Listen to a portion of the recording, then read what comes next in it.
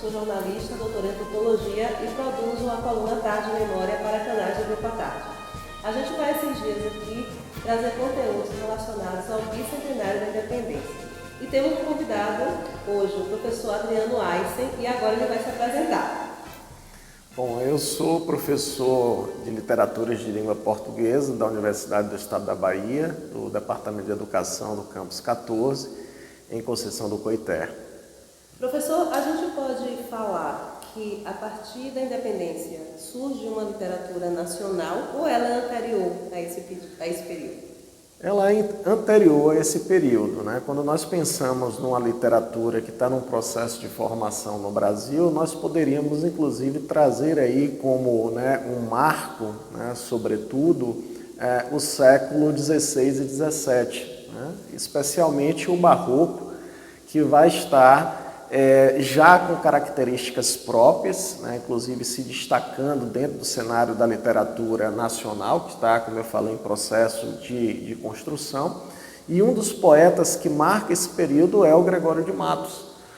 Trata-se de um autor que já vai estar com um olhar crítico, né, irônico, satírico, falando dos costumes locais, né, da formação do povo brasileiro, da elite, né, de uma oligarquia baiana que predominava naquele momento, né, no cenário político, da religião, né, dos comportamentos das mulheres, né, das relações, né, entre homens e mulheres. Então, é um olhar de um poeta extremamente acurado que vai estar trazendo, dentro do gênero da poesia, um cenário que é brasileiro, porque nós temos aí, inclusive, já o Gregório de Matos falando da constituição, da formação desse povo, das suas identidades, da sua diversidade cultural. Então, evidentemente que nós temos uma literatura aí, antes, né, desse marco da independência, que já está se consolidando como nacional. E depois da independência, tem uma mudança nessa literatura? Sim, porque nós vamos perceber que exatamente a partir dessas discussões iniciais que são constituídas na poesia, e aí eu cito, claro, mais uma vez o Gregório de Matos, nós vamos ter, a partir da segunda metade do século XIX, autores que estão preocupados realmente, aí vamos pegar especificamente a prosa, assim como a poesia, adentrando já no romantismo, né?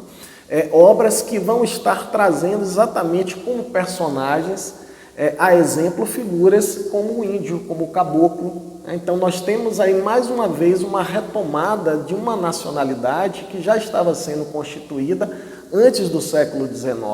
Então, esse período aí nós temos, eu diria que uma linha, né, que vai definindo cronologicamente essa literatura que está num processo altamente de transformação. Evidentemente que há um diálogo com a literatura europeia, sobretudo a inglesa, a francesa, mas também no sentido do estilo, das narrativas, da linguagem. Nós já temos aí autores que estão preocupados com esse fazer literário que traz realmente uma roupagem nacional. E aí nós poderíamos trazer rapidamente aqui dois autores, como o José de Alencar e um pouco mais adiante, né, o Machado de Assis. Né? O Alencar marcando aí uma importante fase do romantismo e o Machado de Assis num processo de transição já adentrando no realismo nacional. Então essa é uma literatura que está realmente se constituindo como tal. José de Alencar, além de uma questão nacionalista, né, ali principalmente no Guarani, né, sim, ele vai ter também uma obra de costumes, né, por exemplo, mostrar o que é a corte ali do Rio de Janeiro, um pouco. Esse cenário, né, esse cenário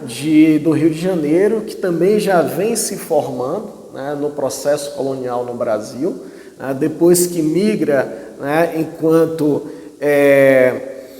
cidade representante, né, da Bahia para o Rio de Janeiro, nós vamos perceber que o Rio se destaca aí como um cenário cultural extremamente efervescente. Né? Então nós vamos perceber em autores como o próprio José de Alencar, narrando sobre a metrópole. Né? Então nós temos aí já uma atmosfera urbana também que vai sendo tecida e que já havia, né, volto ao Gregório de Matos, né, quando ele vai cantar a Bahia, né, Gregório tem alguns poemas que falam especificamente da Bahia, inclusive do comportamento político local, mostrando as diferenças sociais, que é um outro tema também constituído na poética do Gregório de Matos, e que o José de Alencar vai retomar, só que agora numa narrativa, né, numa prosa, através dos seus romances, né? Então nós temos aí não só o romance romântico, mas também um romance histórico que vai estar pautado, inclusive, nessa ambiência dos costumes, né, da sociedade brasileira, sobretudo,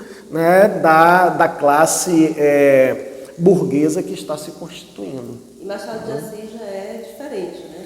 Porque o Machado ele já traz um olhar, eu diria que muito mais crítico a respeito, né? Inclusive com uma ironia, que é um recurso que Machado vai utilizar muito bem. Então, a forma como ele abre, né, esse cenário, né, da sociedade brasileira vai estar escancarando exatamente o comportamento desse grupo, mostrando como, né, nós brasileiros estamos nos formando dentro desse processo, inclusive com uma amálgama étnico-racial.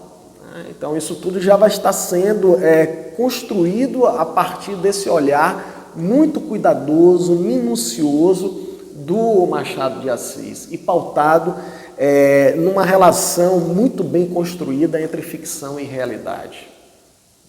Porque o José de Alencar ainda tem uma linguagem, eu diria que muito mais lírica, poética, né, quando ele traz a sua narrativa. Né, e o Machado ele consegue ser mais objetivo, né, ele consegue descrever de uma maneira muito mais detalhada e muito mais crítica sobre o comportamento social, né, as diferenças de classes, por exemplo, o tratamento do homem branco para com o homem negro.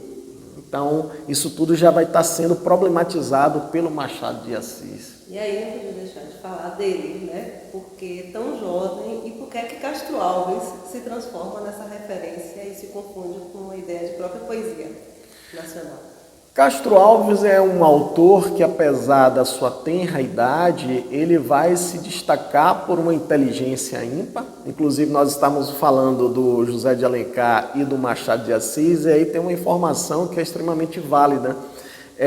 O Castro Alves, ele escreve para José de Alencar para recebê-lo no Rio de Janeiro, né? Então, tornam-se dois padrinhos, né, da poesia do Castro Alves, porque o Alencar depois vai escrever uma carta para Machado, para que Machado o receba em São Paulo.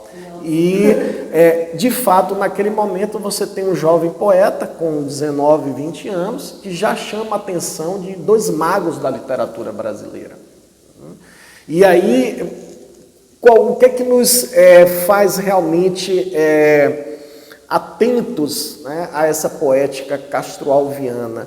É a maneira como ele consegue trazer aí uma temática que é cara à literatura brasileira, que é exatamente a social.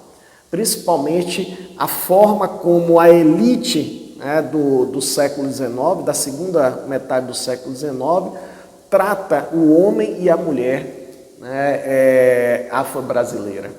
Então é uma poesia de denúncia que faz uma crítica. Inclusive, recentemente eu estava fazendo uma conferência na Academia de Letras da Bahia, a partir exatamente de uma obra do Castro Alves, que é a Cachoeira de Paulo Afonso, que só foi editada póstumamente, né, em 1876, ele morre em 1871, muito jovem, com 24 anos incompletos, e quando nós relemos essa poesia, são 33 poemas que compõem a Cachoeira de Paulo Afonso, nós vamos perceber que são discussões extremamente atuais, né? Dentro desse cenário que nós vivemos de racismo, de violência, de feminicídio, porque isso tudo já está lá em A Cachoeira de Paulo Afonso, né? Então, nessa conferência eu chamava atenção para esses aspectos, né? Como em poesia ele consegue construir e trazer essa realidade de uma forma crítica. Professor Adriano, muito obrigado. E, pessoal, fiquem ligados, tá? Nas redes sociais, né, dos canais do Grupo à Tarde, nos canais do Grupo à Tarde, vocês vão encontrar muito conteúdo relacionado a esse bicentenário da independência. Tá? Então, atenção, fiquem muito ligados, porque é isso. Né? História não é um fato isolado, a gente pode fazer a discussão de um evento histórico sobre várias perspectivas, como a gente fez aqui sobre literatura. Nós é que agradecemos e nos colocamos à disposição. Um abraço a todos e todas.